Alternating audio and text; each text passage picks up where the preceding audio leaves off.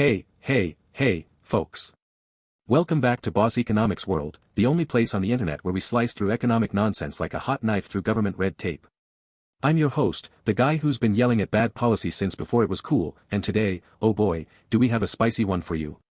India's insurance companies are jumping into bond forwards like it's the hottest new dance move at the economic disco, and guess what? The government's mismanagement is, once again, the DJ spinning the tunes of chaos. So, grab your popcorn, your calculators, and maybe a stress ball, because we're diving deep into this mess, point by point, surface to core, with a side of satire and a sprinkle of data to keep it real. Let's go. Alright, folks, let's set the stage. India's insurance companies are gearing up to trade bond forward starting April 30th, 2025, in a move that's supposed to enhance liquidity and sophistication in the nation's $1.3 trillion government debt market. Sounds fancy, right? Almost like the Reserve Bank of India, RBI, and the Insurance Regulatory and Development Authority of India, IRDAI, are trying to convince us they've finally figured out how to run a modern financial system. But hold your applause, because behind the glitz and glamour of this so-called financial innovation, we've got a laundry list of economic problems that scream government mismanagement louder than a foghorn at a library. Now, for those of you new to the game, bond forwards are basically contracts that let investors lock in the price of government bonds for a future date. Think of it like reserving a seat at a restaurant, except the restaurant is the debt market, and the meal is a juicy government bond. For insurance companies, this is supposed to be a godsend, a way to hedge against interest rate risks and ensure predictable cash flows to pay out policyholders. Sounds great on paper, right? But here's the kicker, this whole circus is happening because of deeper, systemic issues that the government has either ignored or flat out caused. So, let's peel back the layers of this economic onion, from the surface level hype to the core of the crisis, and trust me, it's gonna make your eyes water. On the surface, this bond forwards rollout looks like a win. Insurance companies are converting 3.5 trillion rupees, yep, that's $41 billion, of rate derivative contracts, known as FRAs, or forward rate agreements, into bond forwards. Why? Because bond forwards let investors actually own the bonds, not just settle in cash, giving insurers more certainty in managing interest rate risks. And let's be real, insurance companies are cash rich right now, thanks to India's growing wealth and families funneling more money into financial markets. According to a 2024 report by Swiss Re, India's insurance penetration, premiums as a percentage of GDP, has climbed to 4.2%, up from 3.7% in 2020, and life insurance premiums alone grew by 10.8% year-on-year in 2023. So, yeah, insurers are hungry for new toys to play with, and bond forwards are the shiny new action figure on the shelf. But here's where the satire kicks in, folks. The government and the RBI are strutting around like they've invented sliced bread, but let's not kid ourselves, this isn't innovation, it's a band-aid on a bullet wound. The real question is, why do insurance companies need these bond forwards so badly in the first place? Spoiler alert, it's because the government's economic mismanagement has turned India's debt market into a hot mess, and now they're scrambling to clean it up while pretending everything's fine. Classic government move, break the system, then sell you a shiny new fix.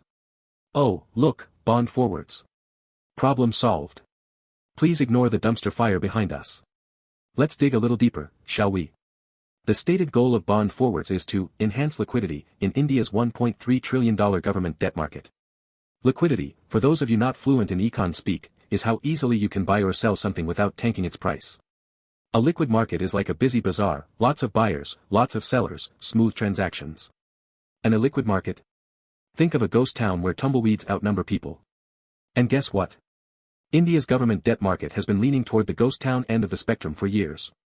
Here's the data to back it up. According to a 2023 report by the Bank for International Settlements, BIS, the turnover ratio in India's government bond market, a key measure of liquidity, was a measly 2.5, compared to 15.3 in the US and 8.7 in Japan. Translation: India's debt market is about as liquid as a dried-up riverbed. Why? Because the government has been borrowing like a shopaholic with a stolen credit card, issuing bonds left, right, and center to fund its fiscal deficits, but without doing the hard work of building a deep, efficient market for those bonds. India's fiscal deficit hit 5.6% of GDP in FY 2023-24, according to the Ministry of Finance, and public debt as a percentage of GDP is hovering around 85%, per IMF estimates. That's a lot of bonds floating around, but not enough buyers or infrastructure to keep the market humming. So, what does the government do? Instead of fixing the root causes, like, say, reining in spending or streamlining market infrastructure, they throw bond forwards at the problem and call it a day. Liquidity issues? No problem. Here's a new derivative product. Now go forth and trade, peasants. But here's the rub, bond forwards might help insurers and banks hedge their risks, but they don't magically create a liquid market. For that, you need structural reforms, not financial gimmicks. And structural reforms, my friends, are about as popular with politicians as a tax audit. Now, let's go deeper into why insurance companies are so desperate for bond forwards. It all boils down to interest rate risks.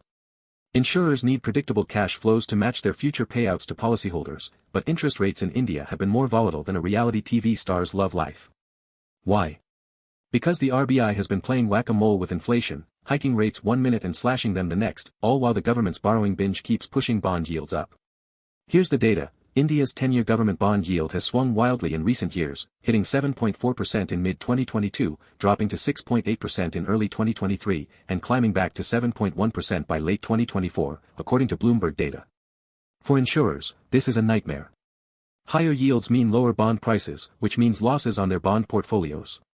And with the RBI projecting inflation to hover around 5% in 2025, well above its 4% target, interest rate volatility isn't going anywhere. But here's the kicker, this mess isn't just bad luck, it's bad policy. The government's fiscal irresponsibility has forced the RBI into a corner, making it harder to stabilize rates. And instead of addressing the root cause, like, say, cutting wasteful subsidies or boosting tax compliance, the government is leaning on financial innovations like bond forwards to paper over the cracks. Oh, interest rate risks? No worries. Here's a new toy to hedge with. Just don't ask us to fix the actual problem. It's like giving a drowning man a snorkel instead of pulling him out of the water. Alright, folks, we've reached the core of the onion, and it stinks worse than a politician's promise. The real reason India's debt market is a mess, insurers are scrambling for hedges, and bond forwards are being hyped as the next big thing. Government mismanagement, plain and simple. And if this continues, we're staring down the barrel of a serious economic recession. Let's connect the dots. First, the government's borrowing binge has crowded out private investment, starving the real economy of capital. According to a 2024 World Bank report, private investment in India as a percentage of GDP has fallen from 27% in 2011 to 21% in 2023, largely because the government's borrowing has soaked up available funds. Second, the RBI's rate hikes to combat inflation, fueled in part by the government's fiscal deficits, have slowed growth. India's GDP growth is projected to dip to 6.5% in FY 2024-25, down from 8.2% in FY 2021-22, per IMF estimates. And third, the lack of structural reforms in the debt market has left it ill-equipped to handle the government's borrowing spree, creating liquidity and volatility problems that bond forwards can't fix. Put it all together, and you've got a recipe for recession. High debt, low investment, slowing growth, and a financial system held together by duct tape and prayers. And what's the government's response? More gimmicks, more hype, and zero accountability. Recession? What recession? Look over here, bond forwards. Shiny bond forwards. So, what's the takeaway, folks?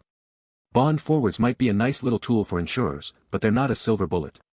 The real problem is the government's mismanagement of the economy, from runaway borrowing to neglected reforms. And until that's fixed, we're just rearranging deck chairs on the Titanic. Here's what needs to happen. First, the government needs to get its fiscal house in order, cut wasteful spending, boost tax compliance, and reduce borrowing. Second, the RBI needs to prioritize long-term stability over short-term firefighting, which means the government has to stop putting it in impossible positions. And third, the debt market needs real reforms, better infrastructure, more participants, and less reliance on gimmicks like bond forwards.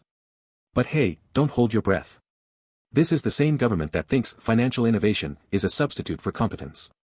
So, until they get their act together, keep watching Boss Economics World, where we'll keep calling out the nonsense and cheering for common sense. And remember, folks, if the economy tanks, it's not your fault, it's theirs. See you next time.